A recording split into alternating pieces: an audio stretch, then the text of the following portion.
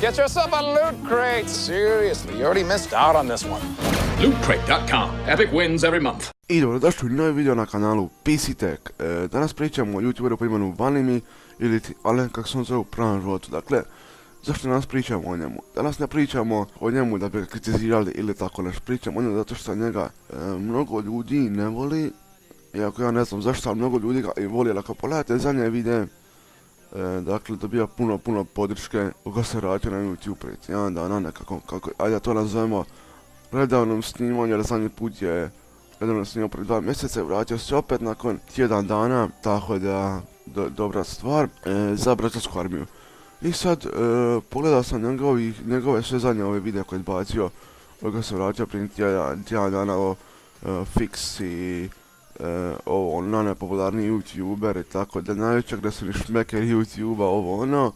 I zadnji video Janko mi podobrat uradio distrakt na mene, tako taj video kad sam prvo iskreno sam pomislio da je ovdje momak koji je radio ovaj video, da se on nije sad svoj, ali nisam puno pogriješio, to jest nisam već pogriješio. Tako da vi svi koji mrzite Vanim i ja, jednostavno odjebite, slučajno ja lijepo reći, jer Vanim je napravio dosta dobrih stvari, ako se sjećate.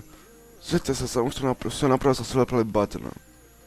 Kad vi to budete napravili, onda mi se javite. I onda imate pravo govoriti nekome nešto, jer vi stvarno nemate pojma što se radite od sebe i onda idete Vanimi po komentarima, radite distrekove na njega ovo ono.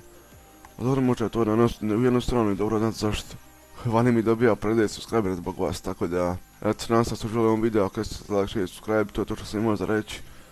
A mi se vidimo nakon sljedećih videa. Pozdrav!